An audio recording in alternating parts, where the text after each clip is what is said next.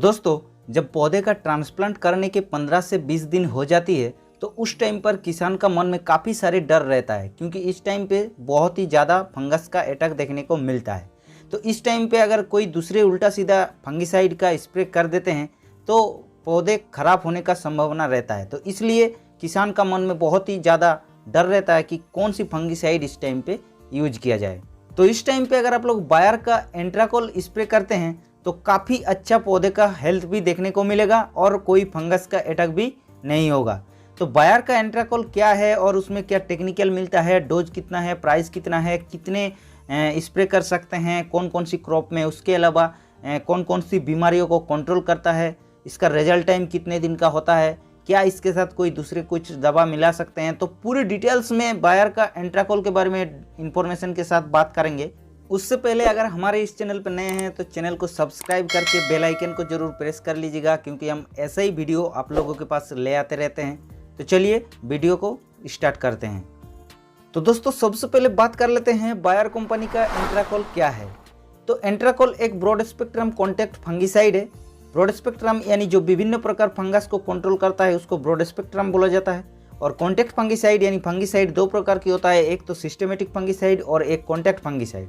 तो contact fungicide यानी जो स्प्रे करने से पत्तियों एवं तने पर जमा होकर जो फफूंद से मारता है उसको कॉन्टैक्ट फंगिसाइड बोला जाता है। और सिस्टेमेटिक फंगिसाइड यानी जो फंगस के अंदर जाके या फिर फसल के अंदर जाके जो फंगस को कंट्रोल करता है उसको सिस्टेमेटिक फंगिसाइड बोला जाता है। अब दोस्तों बात करते हैं एंट्राकोल का टेक्निकल के बारे में। तो इसमें जो टेक्निकल मिलता है, प्रोफिनेब 70% WP यानी वेटेबल पाउडर फॉर्म पे अवेलेबल मिल जाता है। अब बात आती है एंट्राकोल का मोड ऑफ एक्शन के बारे में।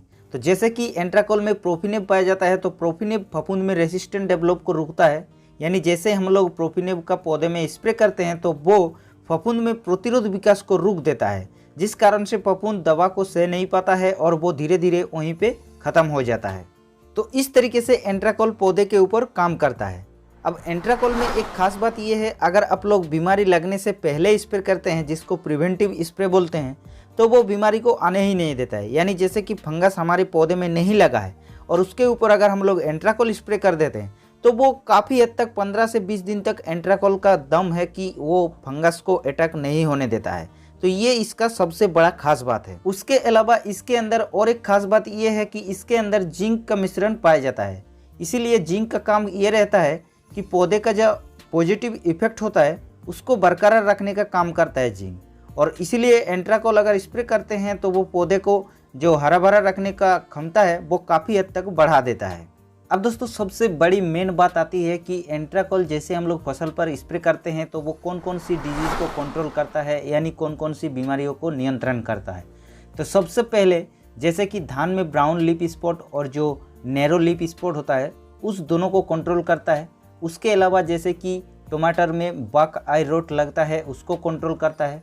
उसके अलावा जैसे कि मिर्चा में डाइबैक लगता है, पत्ते में लीफ स्पॉट लगता है, उसको भी कंट्रोल करता है। आलू में जैसे कि अर्ली एंड लेट ब्लाइट बहुत ही ज़्यादा खास है इसका, उसको कंट्रोल करने का। उसके अलावा जैसे कि एप्पल में स्केप बीमारी लगता है। उसके अलावा कोई भी अगर फसल हो तो उसमें जो फल में दाग दूग धब्बा लगता है उसको कंट्रोल कर लेता है। तो इस तरीके से इतने सारे बीमारियों को कंट्रोल करने का क्षमता एंट्राकोल के ऊपर पाया जाता है। अब दोस्तों बात करते हैं एंट्राकोल का डोज के बारे में। तो एंट्राकोल का जो डोज रहता है, जैसे कि प्रिवेंटिव अगर स्प्रे करते हैं तो 2 ग्राम पर लीटर पानी में घोल बना के स्प्रे कर सकते हैं। और अगर रोग आने के बाद अगर एंट्राकोल स्प्रे करते हैं तो 3 ग्राम पर लीटर पानी में मिला के स्प्रे करने से बहुत ही बेहतरीन रिजल्ट मिल जाएगा। और हाँ, उसके साथ अगर स्टिकर मिला के स्प्रे करते हैं तो और भी बहुत ही ज़्यादा रिजल्ट देखने को मिल जाता है, जैसे कि यहाँ पर हमने स्टिकर मिला के स्प्रे कर रहे हैं। अब दोस्तों बात आती है एंट्राकोल का रिजल्ट टाइम, जो कि बहुत सारे किसानों का क्वेश्चन रहता है कि एक बार स्प्रे करने पर कितने दिन तक रिजल्ट देखने को मिलता है।